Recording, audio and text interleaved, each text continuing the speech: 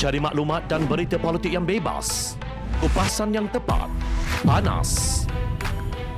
Dapatkannya secara eksklusif hanya di Jom Channel.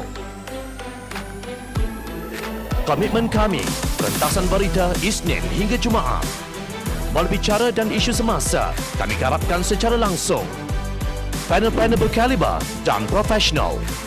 Interaktif, pandangan anda kami raikan. Jangan lupa bersama kami di setiap hujung minggu dalam edisi khas mingguan. Jom Channel, moving forward, sharing a new experience.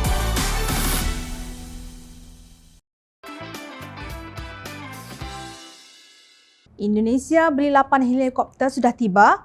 Malaysia beli 6, mana dia? Indonesia merupakan pengguna pertama Apache AH-64E di Asia Tenggara, lapor Porto Zona Jakarta 9 September 2021. Apache AH-64E ialah helikopter serangan yang dikeluarkan oleh Boeing Integrated Defence Systems.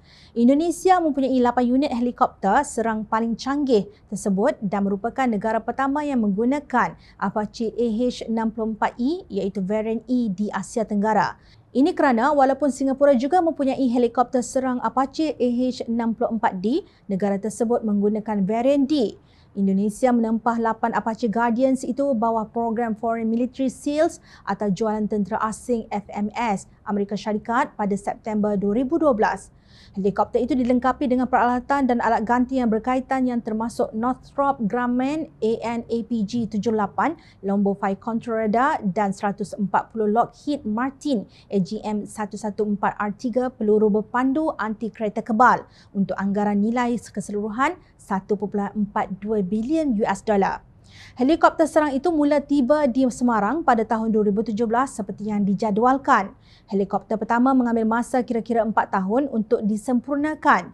Menurut permintaan FMS, Indonesia akan menggunakan helikopter untuk mempertahankan sempadannya, menjalankan operasi memerangi keganasan dan membantras lanun dan mengawal aliran bebas perkapalan melalui Selat Melaka yang strategik.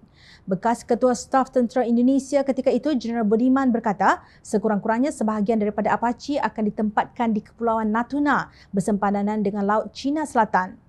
Nah, demikian komitmen Indonesia untuk melindungi kedaulatan wilayahnya. Malaysia pula menempah 6 helikopter tempur ringan model MD-530G Light Scout Attack di bawah kontrak yang dianggarkan bernilai 76.4 juta US dollar pada awal 2016.